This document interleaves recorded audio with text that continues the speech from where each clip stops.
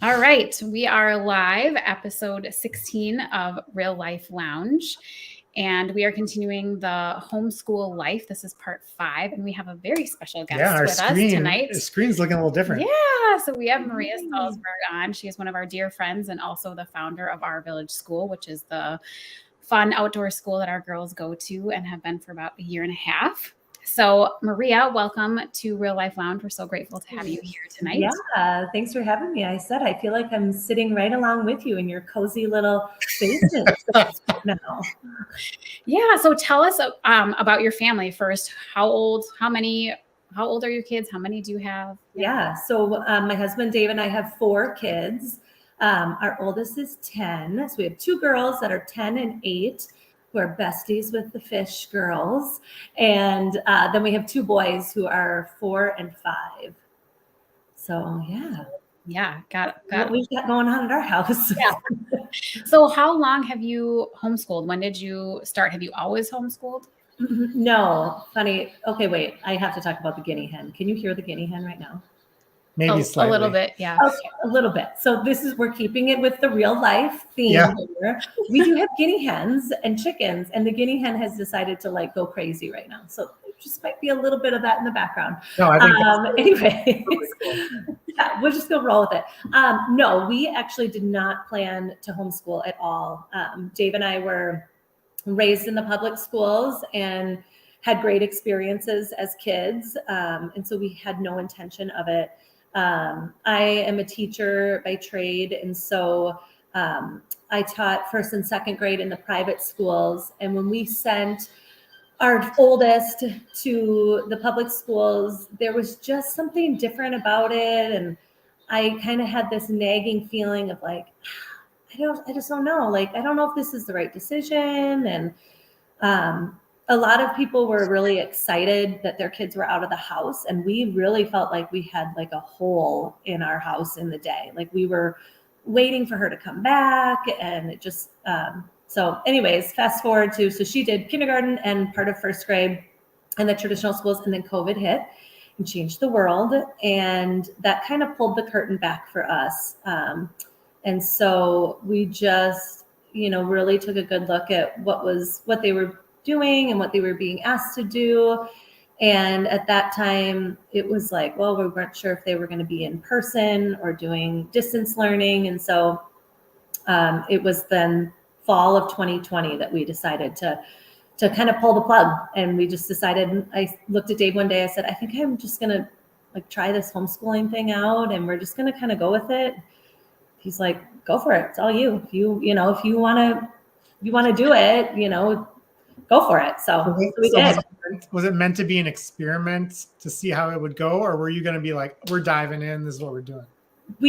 I think it was more of a experiment at first, where I was like, okay, I know we're not going to do distance learning, because we did it for the spring of 2020 and it was a train wreck. Just all the logging in, and we were enjoying the time that we had at home. And then we were out and about, and then we were feeling this okay, now we have to be back at 2:00 to join a WebEx. And I'm like, we're not doing that. I'm sorry, she won't be at the WebEx because we're out at the park, or, we're doing some sort of an adventure. And we kind of got that taste of freedom. And then, so fall, I was like, oh, we loved having this freedom. For fall, let's do it again. And we had some conversations with the local schools about what they were going to be doing in terms of reinventing their classroom spaces for an outdoor space. And there was nothing happening in the way of that. And so I'm like, listen, I'm just not we're not going to put them inside and have them inside all day long. And so that we kind of went down this trail of designing an outdoor school so that we could have a nice hybrid of kind of a school experience, but then also have the freedom to choose our own path when you think of more education or formalized schooling. So did you do the first cohort of Our Village School that fall? We did, yeah, in our backyard. In the backyard. So yes. From public school to homeschooling and also hosting a school too. Yes.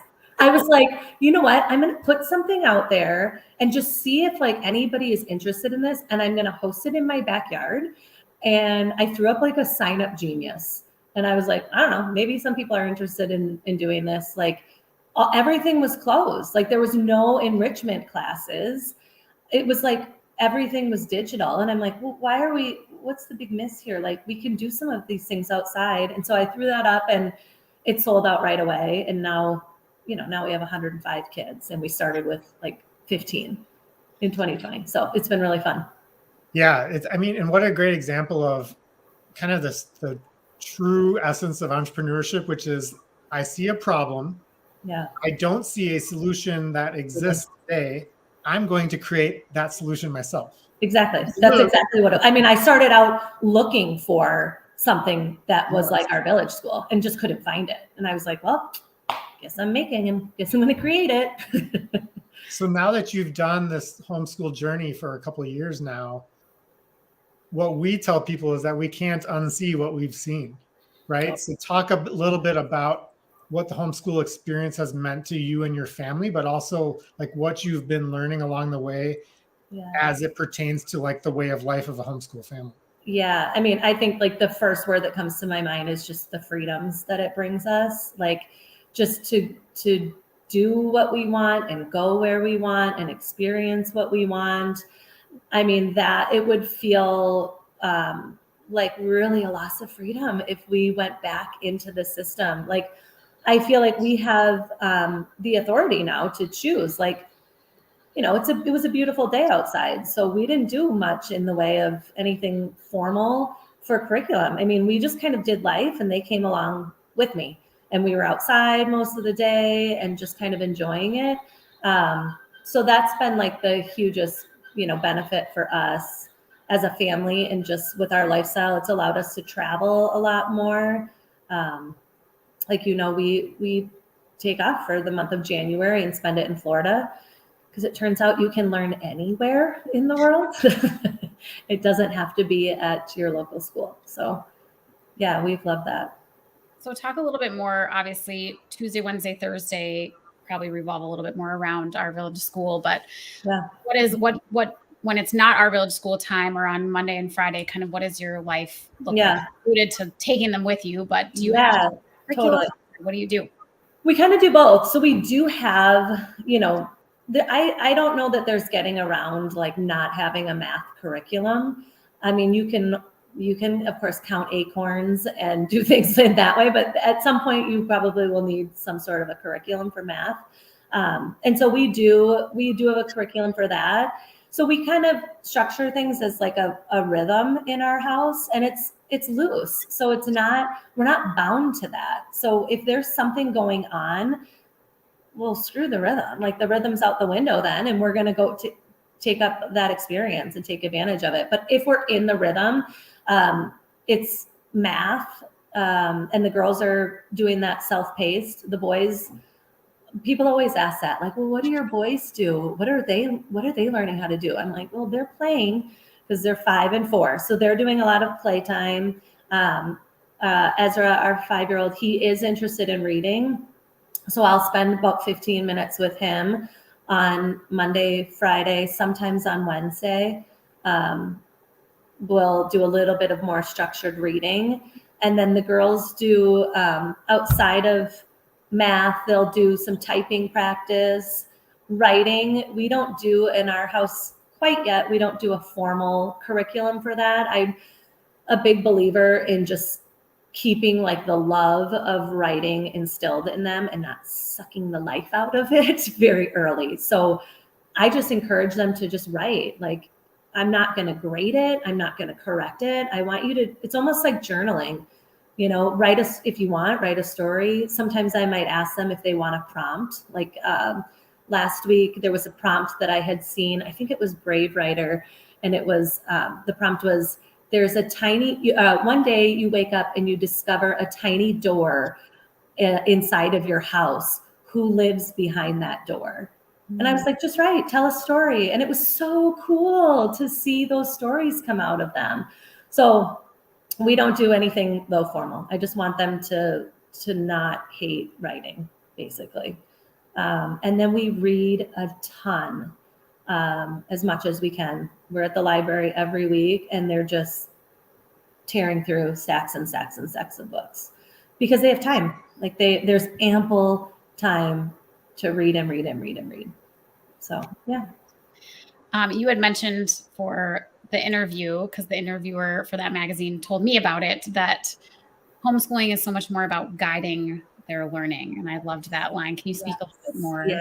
to that? Yes. People always say that, like, oh, I could never teach my kids. Or they'll say to me, like, oh, well, it must be so easy for you because you're a teacher.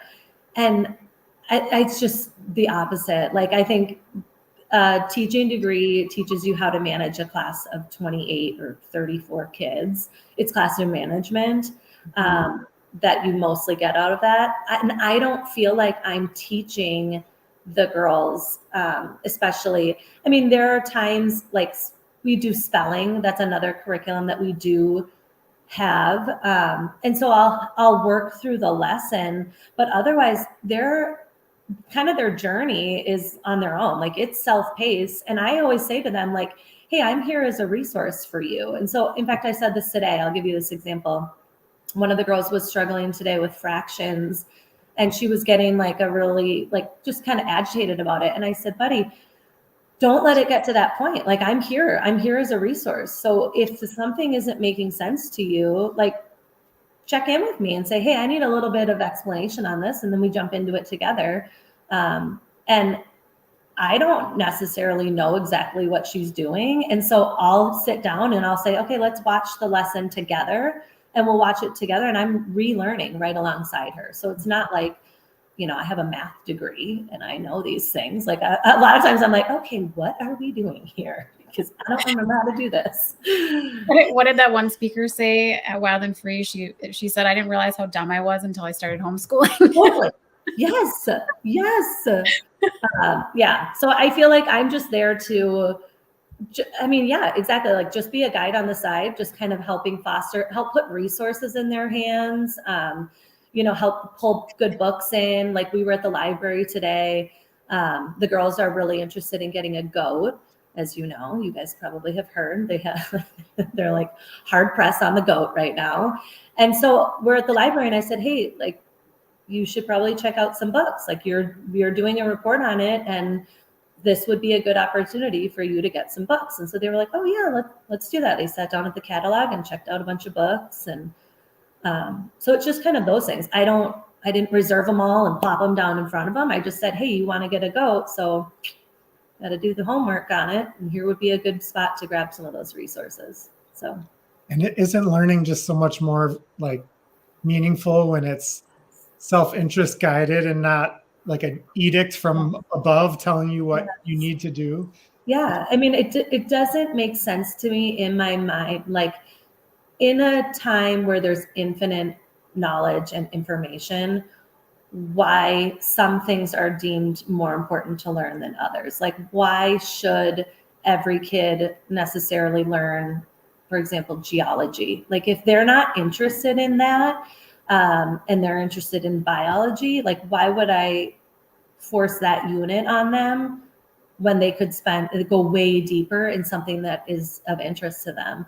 And I feel like that's what it allows us the freedom to do, is just to follow kind of those interests and let them drive their learning. Yeah. One of the things I've had to get past is the cataloging of facts, right? Like you had to know all your state capitals, all the presidents. Well, guess what? A quick Alexa ask will get you that answer. So do we really need to know that stuff? I think that too. And it's like, if today in approximately 3 seconds, you can get that information from Alexa, what's it going to be like in 10 years? You know, like the technology is only getting faster and faster. I was having a conversation with a mom about that, even with like writing papers. I mean, now there's software that will write a paper for you. Like, and to think about like what we're preparing them for, well, it's only going to be more technologically advanced. So yeah, facts are, in my opinion, just a waste of time. I mean, I would much rather spend time like having them learn how to critically think and to problem solve and to be like creators. And yeah. not memorize information that they have access to. Awesome. Yeah. Well, we could obviously talk forever, but we're already at 15 minutes. I can't believe it. Where I can. people reach you if they want to know more about Our Village School? Well, they can check out our website at ourvillageschool.com. We're also on Facebook and Instagram, which I don't check very regularly, but you can try me on that. It might just take me a little while, but yeah, best spot is probably our website, just to kind of get information about the school. And my contact information is on there too, so you can always shoot me an email. Awesome. So much of what we talk about is creating an environment that is conducive for our children to learn. And you've created an environment in Our Village School, which helps our family learn. So we are forever grateful for you for that. Good. But also, I think you're just servicing the community in such a cool way that we admire. So thanks for joining us. Yeah, thanks you guys. It was fun to be in your lounge, your virtual lounge. Yes.